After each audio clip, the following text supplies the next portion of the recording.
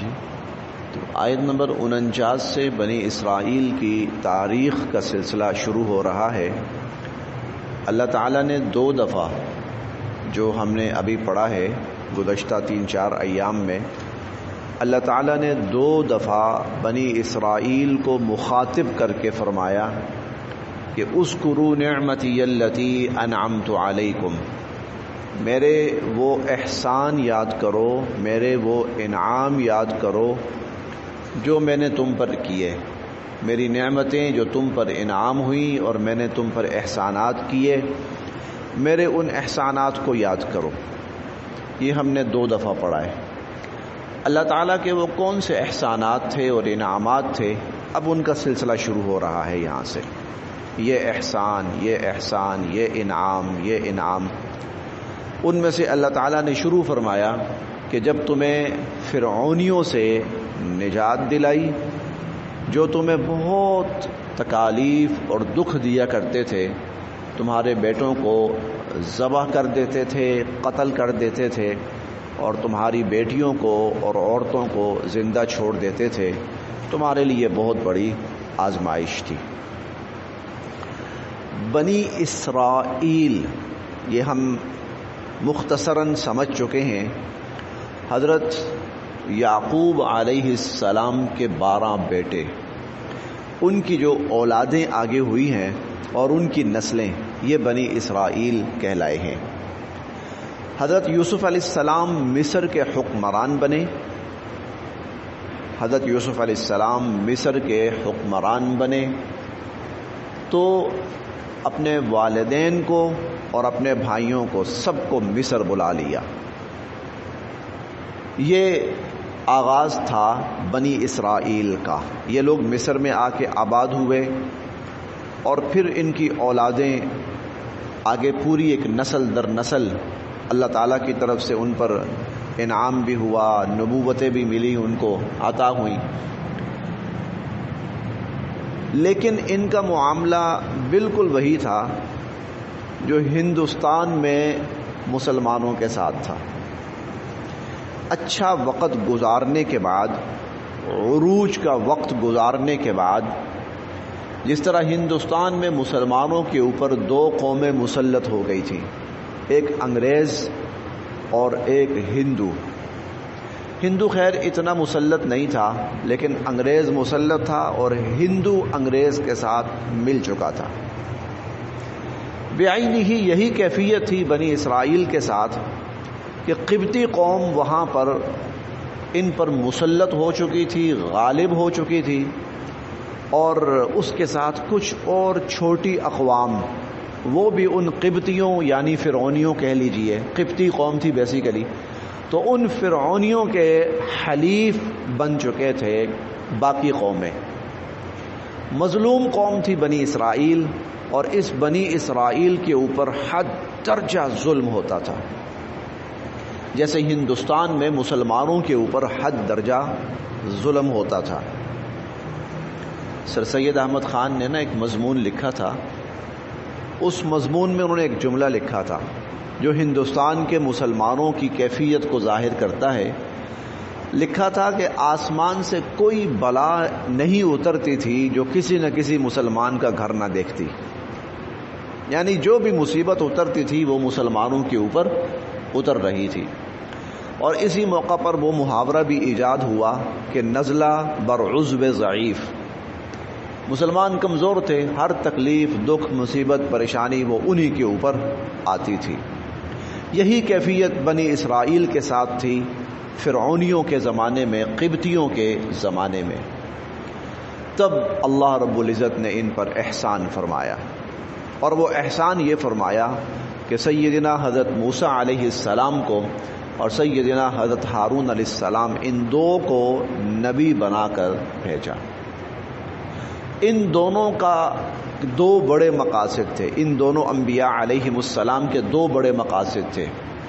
ایک قبطیوں اور فرعونیوں کو تبلیغ کرنا کہ وہ راہ راست پہ آ جائیں، اور دوسرا بنی اسرائیل کو آزادی دلوانا۔ تھوڑا سا اگر آپ ہندوستان میں آئیں تو یہاں پر بھی 2 بڑے نام ملتے ہیں، ایک قائد اعظم محمد علی جناح اور ایک علامہ اقبال. اچھا آپ مماثلت تھوڑی سی دیکھیے. خیر مطلب وہ نبی تھے, یہ تو انسان ہیں, عام انسان ہیں. بہرحال اللہ تعالیٰ نے ایک بڑے مقصد کے لیے منتخب فرمایا. آپ دیکھیے کہ حضرت جو علامہ قائد اعظم تھے نا, وہ پریکٹیکلی بندے تھے, عملی بندے تھے. اور جو علامہ اقبال تھے نا, وہ تصوراتی انسان تھے. علامہ اقبال عملی بندہ نہیں تھا. مصور پاکستان کہا جاتا ہے ان کو. تصور, تخیل, ہاں امیجنری وہ پرسنالٹی تھی علامہ اقبال کی. اور قائد اعظم پریکٹیکلی بندے تھے, وہ عملاً کام کرنے والے تھے. لیڈ کیا انہوں نے. موسیٰ علیہ السلام اور ہارون علیہ السلام کو دیکھیں. حضرت موسیٰ علیہ السلام جو تھے نا, وہ پریکٹیکل بندے تھے, عملاً. حضرت ہارون علیہ السلام, ان کی جو سب سے بڑی خوبی حضرت موسیٰ علیہ السلام نے خود بیان کی, افصح منی لسانا. اللہ تقریریں بڑی اچھی کرتا ہے. فصیح اللسان, گفتگو کرنی ہے, جہاں بات چیت کرنی ہے, جہاں تقریر کرنی ہے. تو جو حضرت ہارون علیہ السلام ہیں وہ بڑے فصیح اللسان ہیں. انہیں اسی لیے ان کو انبیاء علیہم السلام میں سے خطیب کا لقب ملا ہے کہ یہ خطیب تھے. انبیاء علیہم السلام میں سے فصیح اللسان انسان تھے, گفتگو کرنے والے. تو بنی اسرائیل کو اللہ تعالیٰ نے 2 شخصیات عطا فرمائی, اور ان 2 شخصیات کے 2 بڑے مقاصد, فرعونیوں کو تبلیغ اور بنی اسرائیل کو رہائی. بالآخر ایک وقت ایسا آیا کہ اللہ رب العزت نے فرعونیوں کو غرق فرما دیا, اور بنی اسرائیلیوں کو اللہ تعالیٰ نے آزادی عطا فرما دی. اس کی تفصیل ہم پڑھیں گے. ابھی صرف میں نے اختصار کے ساتھ سورہ القصص کے اندر بڑی تفصیل کے ساتھ, تسلسل کے ساتھ یہ واقعہ بیان ہوگا. ویسے مختصراً ہوتا رہے گا مختلف جگہوں پر, لیکن سورہ القصص کے اندر تفصیلی حضرت موسیٰ علیہ السلام کی پیدائش سے لے کر اور انتہا تک یہ واقعہ جائے گا. اچھا بس ضمناً ایک بات آ گئی ہے. حضرت ہندوستان کے مسلمان اور بنی اسرائیل کے درمیان کافی مماثلت پائی جاتی ہے. پھر ان کو جو بڑے ملے حضرت موسیٰ علیہ السلام اور حضرت ہارون علیہ السلام, اور یہاں پر قائد اعظم اور علامہ اقبال. ایک وقت آیا موسیٰ علیہ السلام کہنے لگے کہ اے اللہ, میں اس بنی اسرائیل سے نا اب میں ان کے معاملات سے دستبردار ہوتا ہوں. فافرق بینی و بین القوم الفاسقین, اے اللہ میرے اور اس نافرمان قوم کے راستے الگ کر دے. اب یہ حضرت موسیٰ علیہ السلام کے کلمات ہیں قرآن کریم کے اندر. یا اللہ میں ان سے بری ہوتا ہوں, میں صرف اپنا اور اپنے بھائی ہارون علیہ السلام کا ذمہ دار ہوں. قوم نے اپنے محسن کے ساتھ کوئی اچھا سلوک نہیں کیا. پاکستان میں خیر علامہ اقبال تو پہلے ہی دنیا سے پردہ فرما گئے. قائد اعظم کے آخری الفاظ دیکھیے. وہ جو جب ملنے آئے تھے وزیر اعظم جو تھے اس وقت کے, لیاقت علی خان ملنے آئے تھے, تو فاطمہ جناح بعد میں نقل کرتی ہیں, کہتی ہیں کہ قائد اعظم نے مجھے کہا یہ دیکھنے آیا تھا کہ مر گیا ہوں یا زندہ ہوں ابھی میں. یہ فاطمہ جناح کے الفاظ ہیں. یہ قائد اعظم کہتے ہیں یہ ابھی دیکھنے آیا تھا کہ میں زندہ ہوں یا مر گیا ہوں, یا کتنی دیر ہے میرے مرنے کے اندر.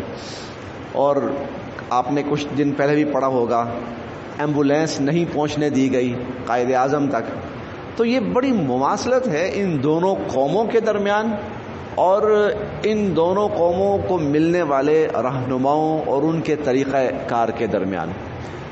اگر قائد اعظم ہوں, اگر علامہ اقبال ہوں, مشن ایک ہی تھا کہ اس مسلمان قوم کو آزادی دلوانی ہے. تصور دیا قائد اعظم محمد علی اپنے علامہ اقبال نے, اور اس تصور پہ لے کر پھر عملی طور پر آگے چلے قائد اعظم محمد علی جناح. تو جب سے یہ پاکستان بنا ہے, ساتھ ہی ادھر وہی بنی اسرائیل ان کا ملک بھی بن گیا. 1947 میں پاکستان آزاد ہوا ہے اور 48 کے اندر اسرائیل کا ناجائز وجود وہ دنیا میں آیا ہے. اور جس دن سے یہ دونوں بنے ہیں نا، ان کے اندر ٹکراؤ اور ٹکر چل رہی ہے. ان کا ٹکراؤ اور ان کی ٹکر چل رہی ہے. قائد اعظم نے پہلے ہی دن کہہ دیا تھا کہ یہ ایک ناجائز ریاست ہے جو عرب مسلمانوں کی پیٹھ کے اندر خنجر گھونپ کر یہاں بنائی گئی ہے. یہ امت مسلمہ کی پیٹھ میں گھونپا ہوا خنجر ہے.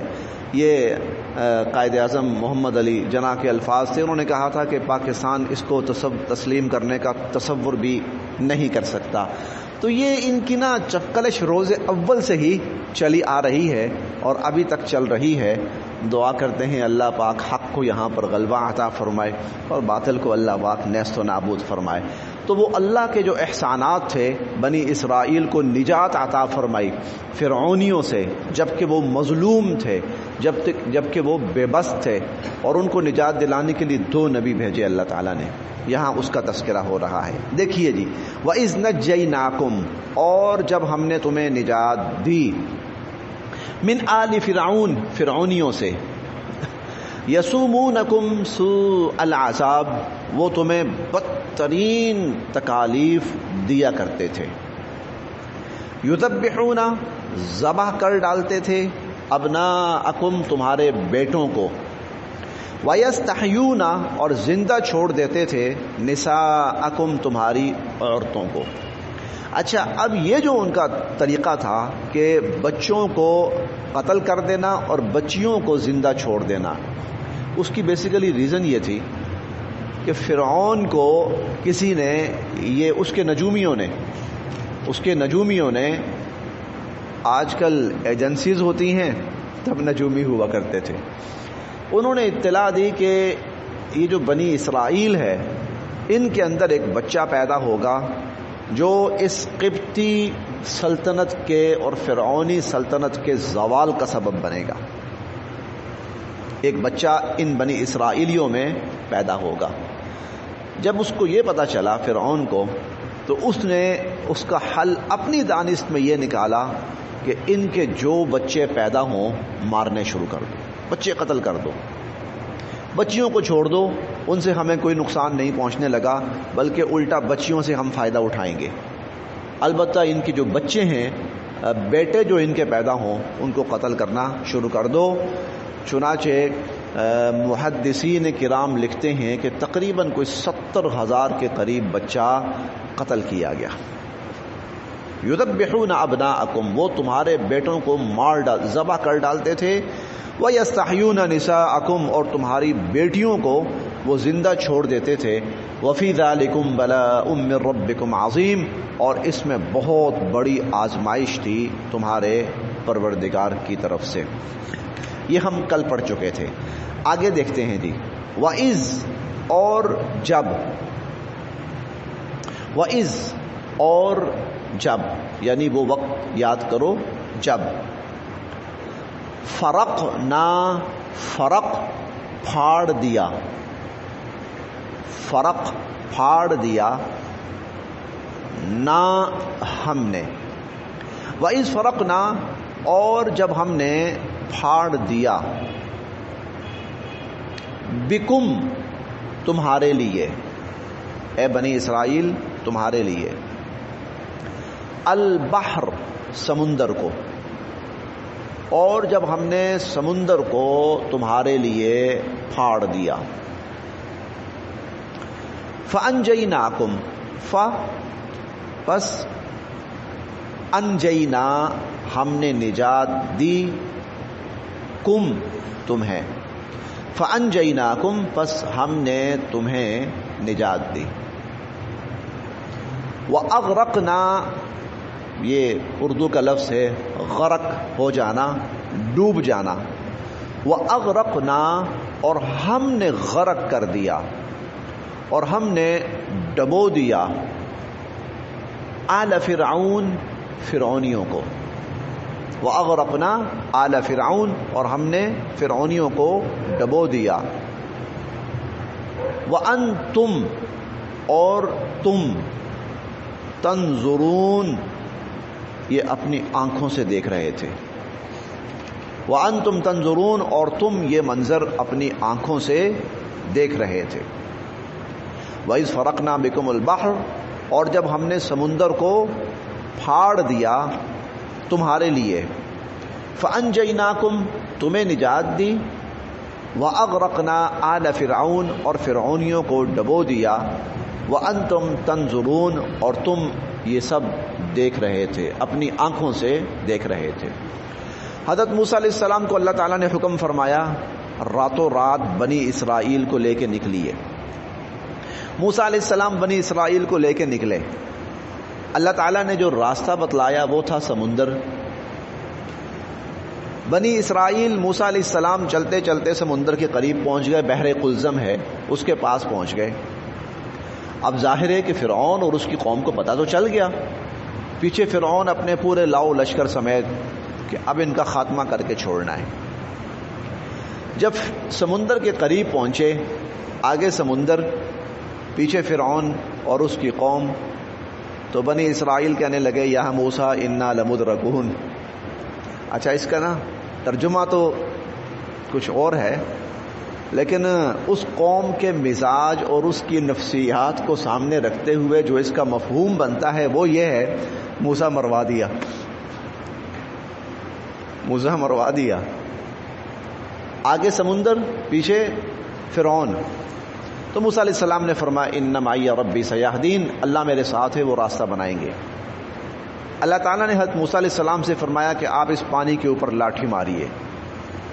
موسیٰ علیہ السلام نے فضرب بعصاک البحر، موسیٰ علیہ السلام نے اس کے اوپر اپنی لاٹھی ماری تو اللہ تعالیٰ نے وہاں پر 12 راستے بنا دیے. یوں سمجھیے کہ سمندر کے اندر اللہ نے 12 سڑکیں بنا دی. وقتی طور پر یہ واقعہ بڑا ہی حیران کر دینے والا تھا، لیکن ان کے پاس وقت نہیں تھا. موسیٰ علیہ السلام نے فرمایا نکلو، ابھی باقی تفصیل بعد میں دیکھیں گے. اب یہ سڑکیں بنی ہوئی ہیں، راستے بنے ہوئے ہیں، سمندر کے اندر راستے بن چکے ہیں، یہ سب کے سب نکلے ہیں.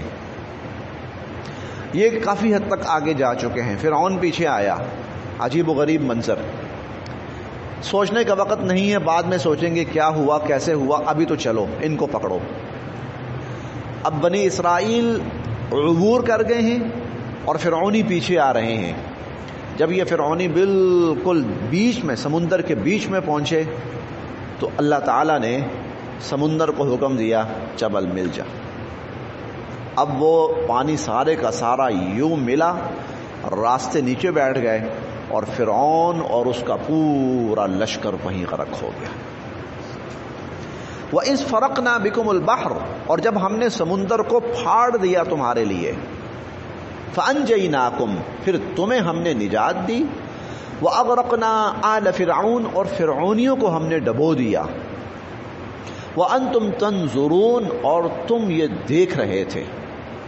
یہ کتنا بڑا واقعہ تھا، کتنا بڑا واقعہ تھا. یہ تو جو لوگ وہاں ہوں گے وہی سمجھ سکتے ہیں کہ کیا کیفیت تھی اس وقت.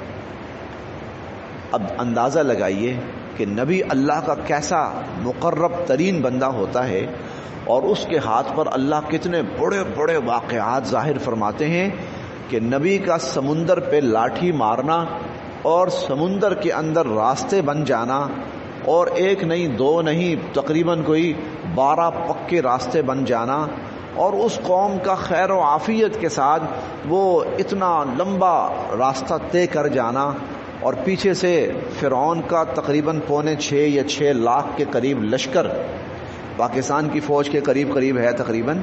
اتنی بڑی فوج اور اتنا بڑا لشکر پیچھے پیچھے ان کے آنا، اور پھر یہ سب غرق ہو جانا. نبی کے ہاتھ پہ اللہ کے کتنے بڑے بڑے واقعات رونما ہوتے ہیں. اسی کو معجزہ کہا جاتا ہے. تو وَأَنْتُمْ تَنْظُرُونَ، تم اپنی آنکھوں سے دیکھ رہے تھے. لیجئے ایک منظر تو یہ بیان ہو چکا.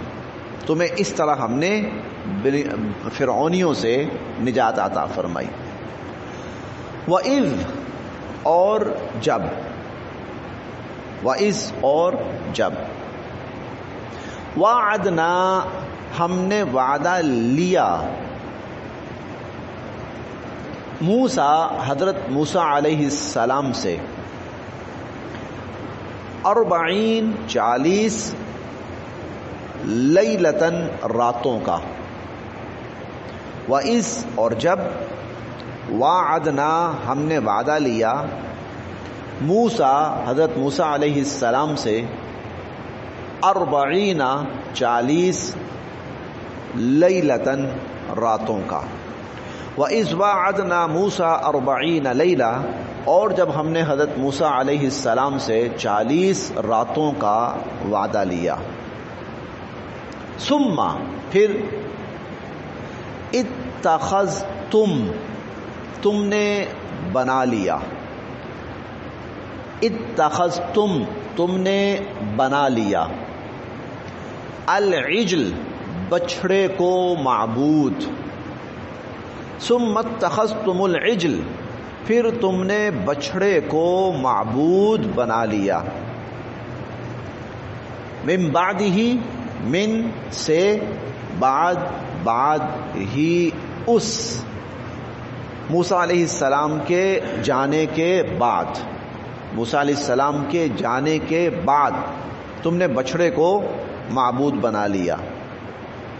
وَأَنْتُمْ اور تم ظالمون ظالم تھے.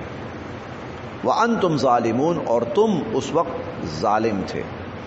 اس آیت میں 2 واقعات بیان ہوئے ہیں. یہ واقعات تو خیر بہت بڑے ہیں لیکن یہاں بہت اختصار کے ساتھ بیان ہوئے ہیں. یہ قوم نجات پا گئی, صحرائے سینا کے اندر جا کر پھر آباد ہو گئی. اللہ تعالیٰ نے ان کے لیے ان کی خوراک کے لیے غیر معمولی انتظام کیا, کھانے پینے کے لیے غیر معمولی انتظام کیا, ان کی سہولت اور آسانی کے لیے غیر معمولی انتظام کیا. وہ بھی ہم پڑھیں گے انشاءاللہ, 2-3 دن کے بعد وہ بھی آ جائے گا. اب ان کو رہائش بھی مل چکی ہے, اب ان کو کھانا پینا بھی مل چکا ہے, اب یہ کسی نہ کسی حد تک وہاں آباد بھی ہو گئے. کہنے لگے کہ موسیٰ اب کیا کریں, کوئی تعلیم, کوئی نظام, کوئی کچھ بتائیں ہمیں. موسیٰ علیہ السلام نے اللہ تعالیٰ سے دعا کی, یا باری تعالیٰ میری قوم خواہش رکھتی ہے کہ اب کیا کیا جائے. تو اللہ تعالیٰ نے فرمایا کہ آپ ایسا کیجئے کہ 30 دن کے لیے کوہ طور پہ تشریف لائیے, تو میں آپ کو تعلیم دینے لگا ہوں, اور وہ تعلیم پھر آپ نے اپنی قوم کو دینی ہے. پہلے 30 دن ہوا, وَوَعَدْنَا مُوسَىٰ 30 لَيْلَةً وَأَتْمَمْنَاهَا بِعَشْرٍ اور اس کے بعد پھر اللہ تعالیٰ نے 10 دن مزید اس میں شامل کر کے فَتَمَّ مِيقَاتُ رَبِّهِ 40 لَيْلَةً 40 دن وہاں پر موسیٰ علیہ السلام نے قیام کیا. اللہ تعالیٰ نے حضرت موسیٰ علیہ السلام کو 40 دن 40 راتوں کے قیام کے بعد کوہ طور پر تورات عطا فرمائی. موسیٰ علیہ السلام یہ ایک واقعہ ہوا, یہ بھی اللہ تعالیٰ کا انعام کہ ان کے لیے اللہ تعالیٰ نے تعلیم کا اور زندگی گزارنے کا انتظام فرمایا. موسیٰ علیہ السلام جب تشریف لے گئے کوہ طور پر تو حضرت ہارون علیہ السلام کو اپنے پیچھے وہ اپنا نائب مقرر کر گئے کہ میرے بعد تم نے انتظام سنبھالنا ہے. حضرت ہارون علیہ السلام نسبتاً نرم مزاج کے آدمی تھے. حضرت ہارون علیہ السلام نسبتاً نرم مزاج کے آدمی تھے. حضرت موسیٰ علیہ السلام سخت مزاج کے آدمی تھے, جلالی طبیعت کے, بہت جلالی طبیعت. جب موسیٰ علیہ السلام چلے گئے اور ہارون علیہ السلام اس قوم کے اندر موجود ہیں تو قوم کے کچھ شرارتی لوگ ان کو موقع ملا شرارت کرنے کا, اور انہوں نے ایک شرارت کی. وہ شرارت یہ تھی کہ ان کے پاس کچھ سونا تھا, اس سونے کو اکٹھا کیا گیا, اکٹھا کر کے پھر اس کا نا ایک بچڑا بنایا گیا, گائے کا بچہ, بچڑا. اس کی وجہ یہ تھی یہ قوم فرعونیوں کے ساتھ رہ کر ان کے اندر بھی شرک آ چکا تھا, بت پرستی اور شرک ان کے اندر بھی آ چکا تھا. اب جب یہ لوگ یہاں پہ آئے ہیں وقتی طور پر تو اللہ پاک کا وہ احسان اور فضل ان کے اوپر تھا تو تھوڑے سے یہ اللہ کی عبادت کی طرف راغب رہے, لیکن پھر وہ جو ان کے اندر وہ شیطانی اثرات تھے اور شرک کے اثرات تھے وہ ظاہر ہوئے. اب موقع ملا کہ موسیٰ علیہ السلام نہیں ہیں, ہارون علیہ السلام نسبتاً نرم مزاج ہیں, تو ان شرارتی لوگوں نے اپنے وہ جو شرک کیا ایک مزاج ان کا بن چکا تھا فرعونیوں کے ساتھ رہ کر, اس کا اظہار شروع کیا، بچھڑا بنایا اور بچھڑا بنا کر اس کی پرستش اور عبادت شروع کر دی۔ یہ تھا بنی اسرائیل کے اندر شرک۔ موسیٰ علیہ السلام واپس آئے، واپس تشریف لائے تو پھر بڑی سختی کے ساتھ قوم کا محاسبہ کیا۔ اس کا ذکر بھی انشاءاللہ آگے آتا ہے، کچھ ہم آج پڑھیں گے، کچھ ہم کل پڑھیں گے کہ اس قوم کے ساتھ پھر کیا۔ تو یہ انہوں نے بچھڑے کو معبود بنایا۔ ثم اتخذتم العجل من بعدہ۔ اب آیت دوبارہ پڑھتے ہیں، اب کافی حد تک مفہوم واضح ہو جائے گا۔ وَإِذْ وَعَدْنَا، اور جب ہم نے وعدہ لیا موسیٰ، حضرت موسیٰ علیہ السلام سے 40 لیلہ، 40 راتوں کا، اور جب ہم نے حضرت موسیٰ علیہ السلام سے 40 راتوں کا وعدہ لیا کہ حضرت موسیٰ علیہ السلام 40 دن 40 راتوں کے لیے کوہ طور پہ تشریف لے گئے۔ ثم اتخذتم العجل، پھر تم نے بچھڑے کو معبود بنا لیا، من بعد ہی، اس کے بعد، پھر تم نے اس کے بعد بچھڑے کو معبود بنا لیا۔